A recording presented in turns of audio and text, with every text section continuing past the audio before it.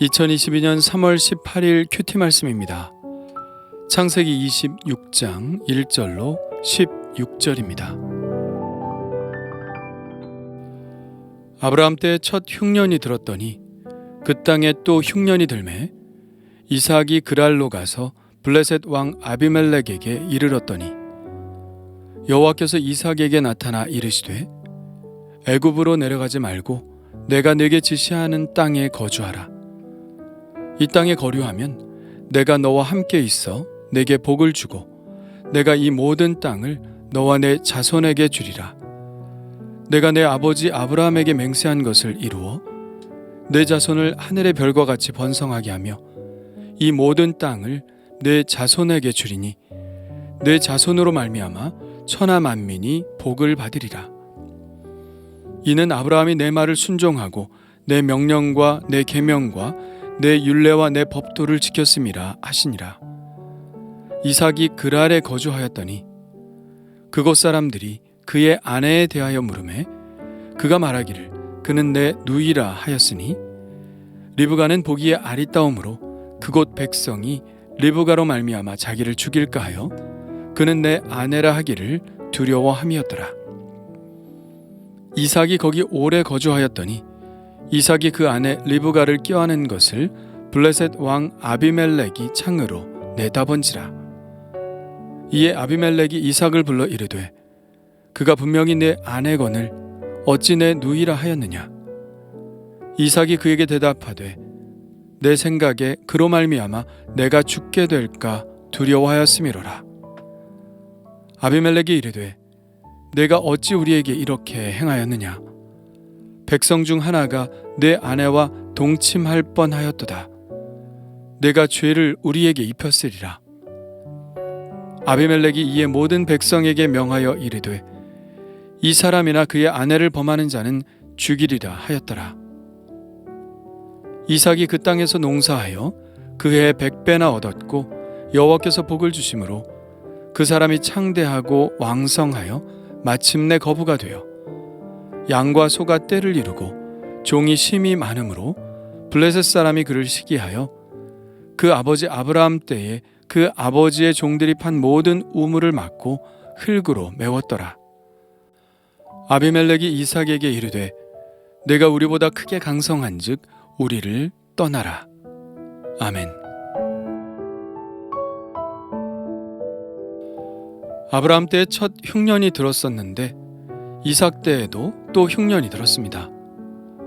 흉년이 들었을 때 아브라함은 어떻게 했나요? 애굽으로 내려갔죠. 애굽은 나일강 삼각주의 비옥한 토양과 풍부한 물로 인해 웬만하면 흉년이 들지 않았습니다.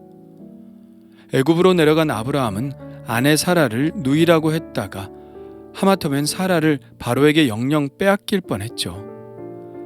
그것이 첫 흉년 때에 아브라함이 했던 처세의 방식이었습니다. 그렇다면 그의 아들 이삭은 이 흉년의 때에 어떻게 대처했을까요?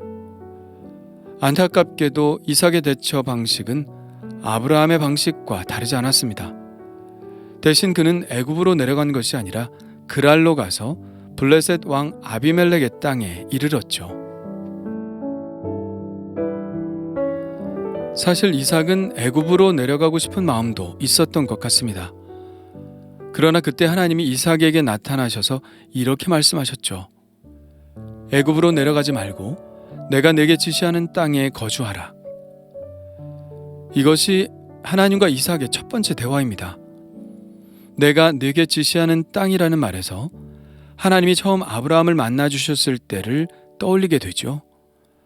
그때에도 하나님은 아브라함이 거주할 땅을 지시하시고 곧바로 복의 약속을 주셨는데 오늘도 하나님은 이삭에게 이 말씀과 더불어 복의 약속을 주십니다. 3절과 4절입니다. 이 땅에 거류하면 내가 너와 함께 있어 내게 복을 주고 내가 이 모든 땅을 너와 내 자손에게 주리라. 내가 내 아버지 아브라함에게 맹세한 것을 이루어 내 자손을 하늘의 별과 같이 번성하게 하며 이 모든 땅을 내 자손에게 주리니 내 자손으로 말미암아 천하 만민이 복을 받으리라.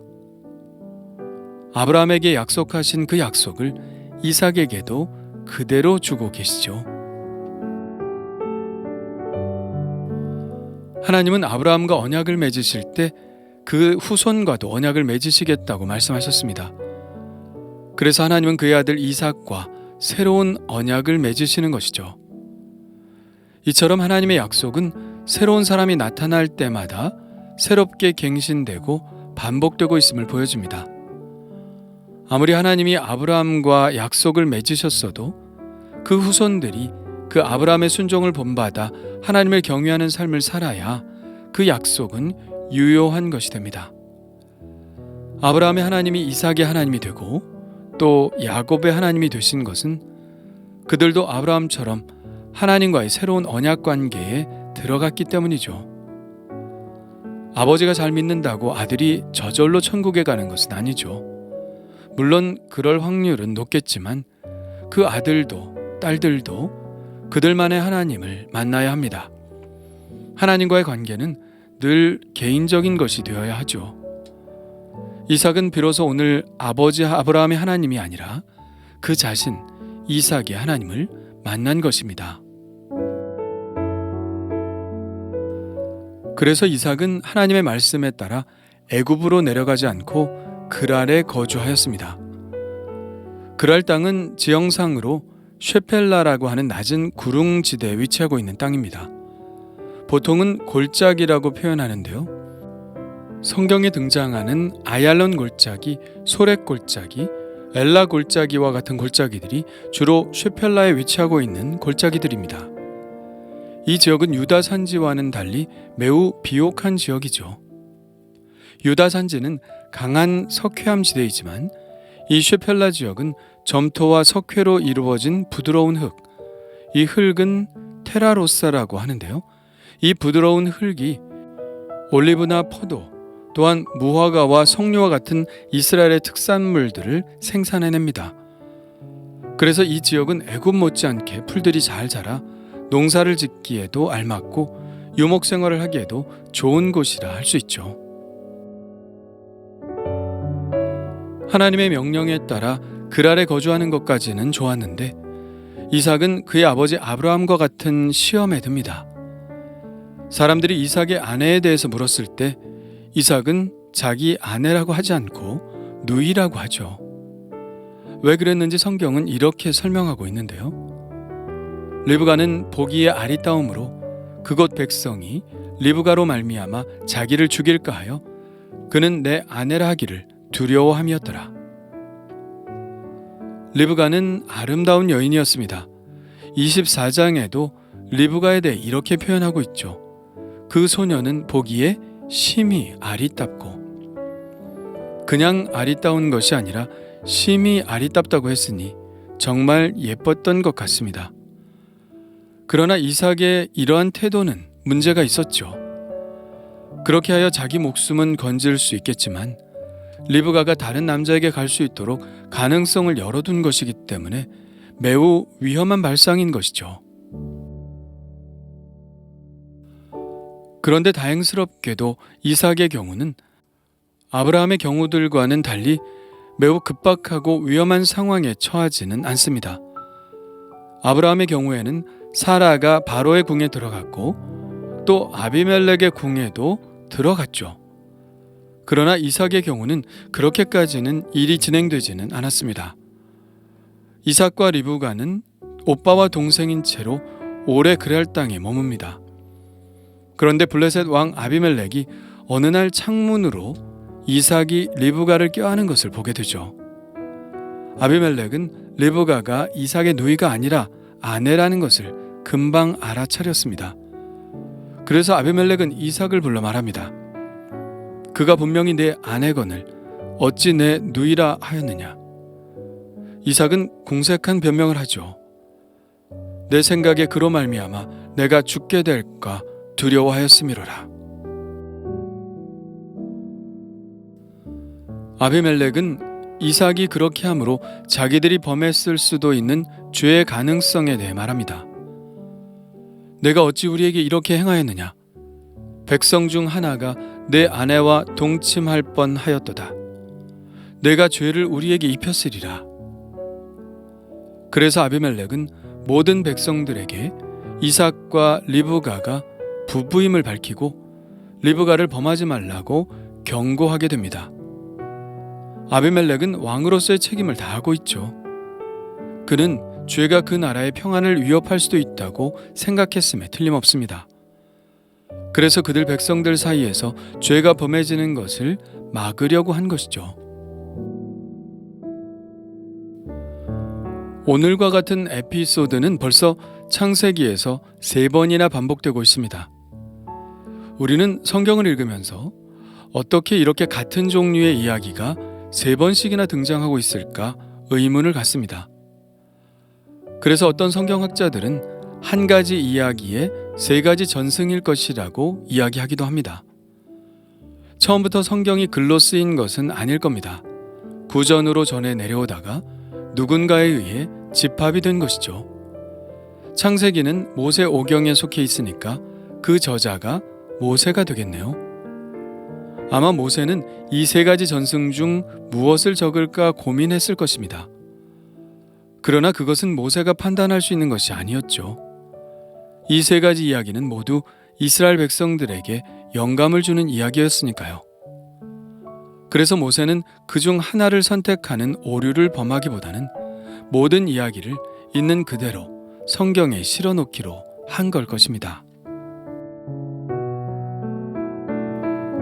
그러나 성경을 읽을 때는 그런 의문보다는 이 이야기를 통해서 하나님이 우리에게 어떤 교훈을 주시기를 원하시는가에 초점을 맞추어 읽어야 합니다.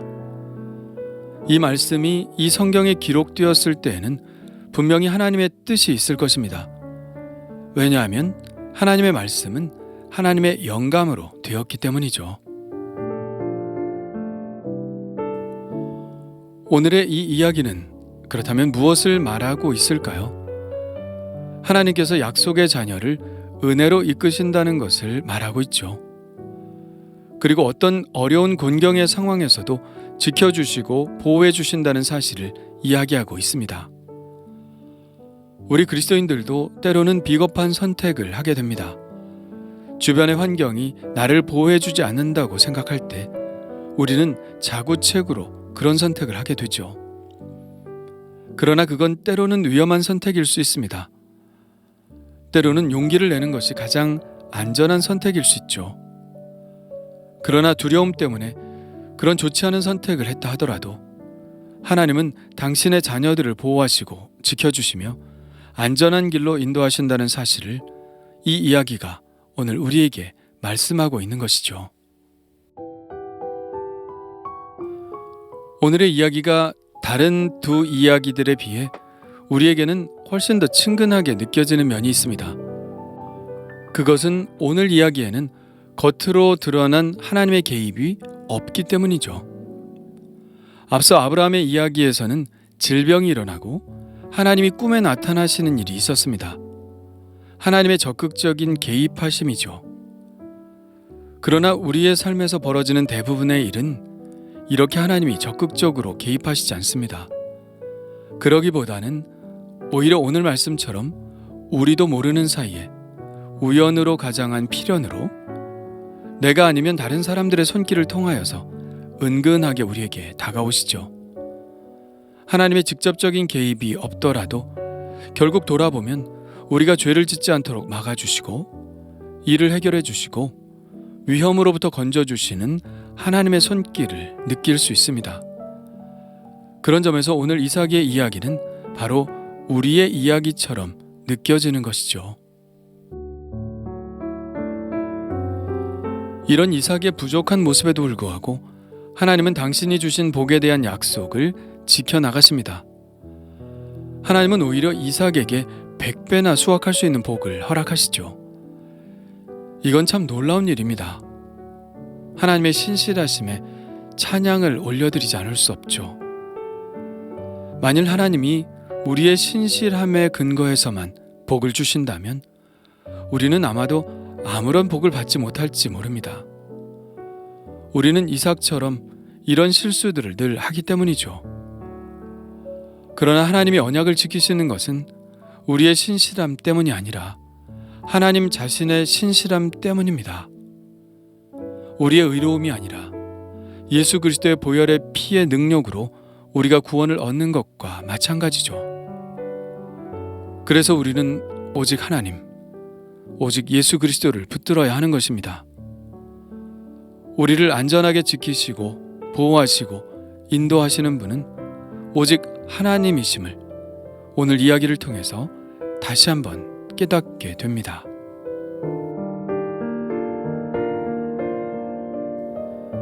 주님 감사합니다. 우리는 이삭처럼 늘 실수하고 그 실수가 큰 공경으로 우리를 이끌 수 있음에도 불구하고 하나님은 우리를 긍휼히 여기셔서 막아주시고 보호해주시고 지켜주시며 더 좋은 길로 인도해주시니 감사합니다. 나의 꾀를 가지고 이 세상을 살아가지 않게 하시고 오직 하나님의 신실하심, 그 놀라운 신실하심에 기대어 살게 하옵소서.